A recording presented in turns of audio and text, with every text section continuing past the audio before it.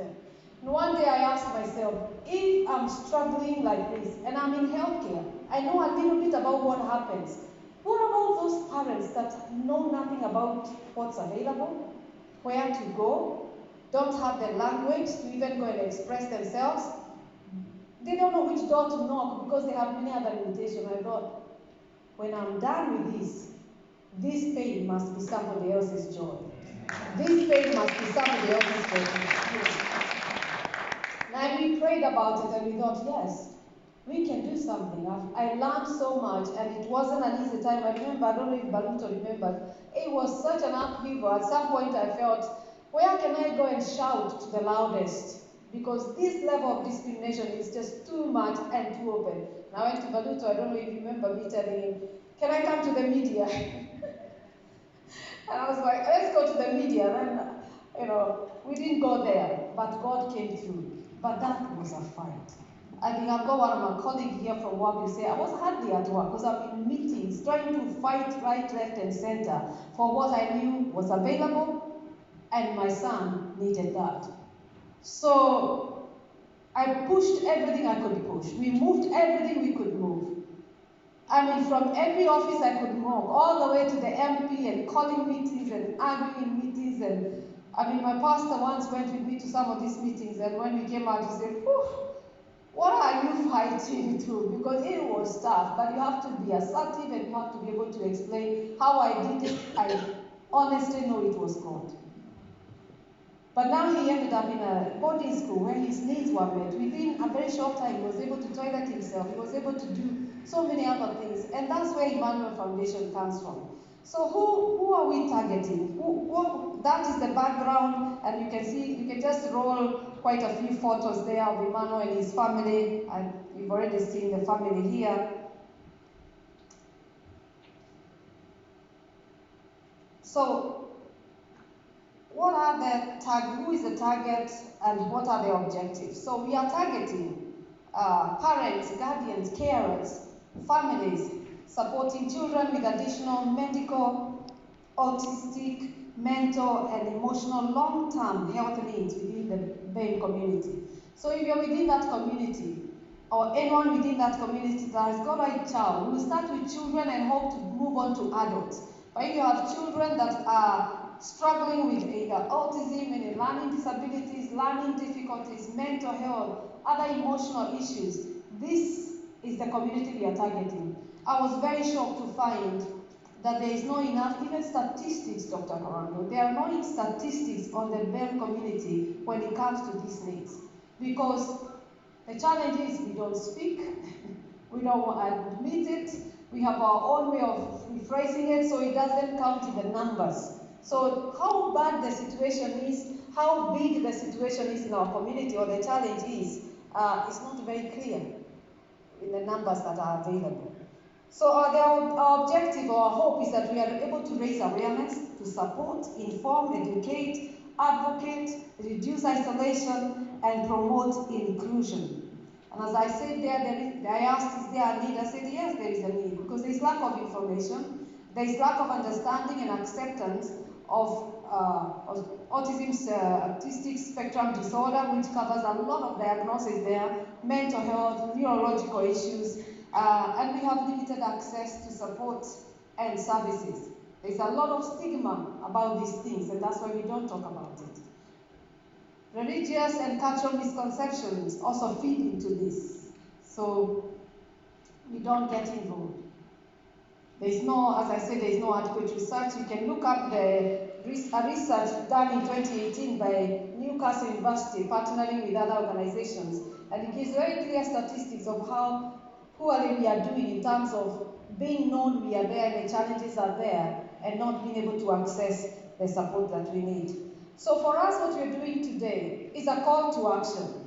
We are here to say, we need to start talking. We need to start having this conversation. We need to start raising awareness. And awareness starts with you and I. It starts with you. How do I raise awareness? I educate myself. Find out more about these conditions. Find out what they are, the presentation, anything relating to them. Inform yourself. Make sure that if you encounter or come across or you know a family, you know what you're saying because you have taken time. You are not ignorant. You are not bringing cultural and religious things in a very imbalanced way that does not help the situation. Because it's one thing to spiritualize everything, but after you spiritualized it, it's still there. I would have wanted to just wake up one day and say, I know my son will get healed. I know my son can overcome this. I know that God can do that, by the way. He is God, he can do it in his own way. But the reality is, there's a different presentation. This child is not like the other children. He has a need that I need to help get met. He has a different need. And that's why these children, some of them, especially those with learning difficulties or some disabilities, because of how they are easily led. They struggle with many other things, and you find them in all sorts of fights and everything because they were missed in the early stages. And you find them in the criminal justice system, not because they are criminals, but there is something that was missed because their parents will not accept that my child has a need. The parent will not accept there is a gap. The parent will not accept that I need to address this. So this is why we need to start educating ourselves, because these needs are in our midst. And we need to start talking and educating ourselves. We need to start getting involved. Get involved when you hear there is something like this. Like today, what we're saying to you is, help us identify these needs. If you know this family, walk alongside them. I think the journey would have been so hard for us. Well, it was hard, but I'm telling you, it would have been worse if I didn't have, or we didn't have close friends. There's someone here, I saw Anne, and I remember my late sister, Anne Maura, and our late sister Martha. When our son was diagnosed, and we had to go for some classes to be told what this is about, what to expect, you know, it was called early years or early something years. We couldn't take it. These two ladies closed their jobs, stopped going to work. Every day when we were meant to go for this training, and it was on a weekly basis, they would close their jobs, mother would close her salon, Anne wouldn't go to work because she had to go for the classes. It's like, you listen, find time to explain to me. We are in the meeting. My husband and I are there. But it was so hard. These are emotive cases. These rip you apart as a parent, because you have a child, you are celebrating, and then you hear this news, and then you think any human being can crash. But these two ladies thought, we are going to learn this thing. When is this early years or whatever running, you will be there, and they were there every day. I remember people like Pastor Marianne. She doesn't maybe even want to talk about it, but I remember years during those times that God would speak to her when she's at home, leave your house and go to Pastor Jane's house. And she would come, walking through the door, start cooking, start doing this, and every time she came, she found me sat doing zero. Not because I don't have the energy, not because I can't cope anymore. That's how depression comes in if you are alone.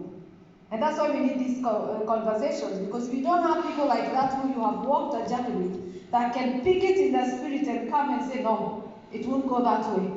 This house, one day she came, I had a good morning, I remember I was busy, I said, I'm off today, I'll cook chapati. And then I just started thinking, what is this? And I just left, I couldn't cook, I know how to cook, and I couldn't cook. And then she came in and just one look at me, I didn't even tell her anything.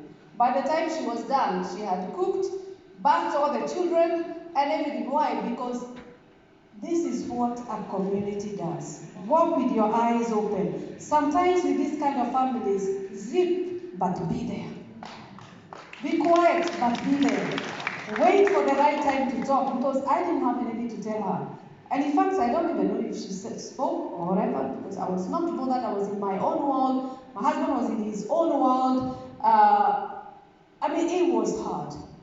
But to see people coming in and taking over and saying, it can be done. It is well. We'll get through this. We are not going to work. We are coming for training. We are all learning together, because it takes a village to raise a child. Not just an able child, but even a child that is abled differently needs the whole community.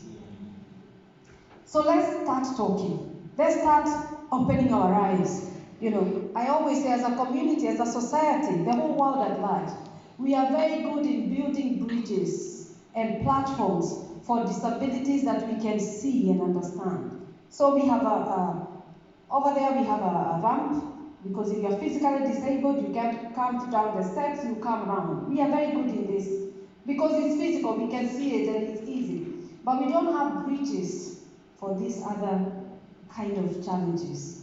And that's what we need to start building, bridges for these people, because they're in our midst, they are important. In fact, I read somewhere somebody said that every community will be judged by how it looks after the vulnerable. That's how we'll be judged.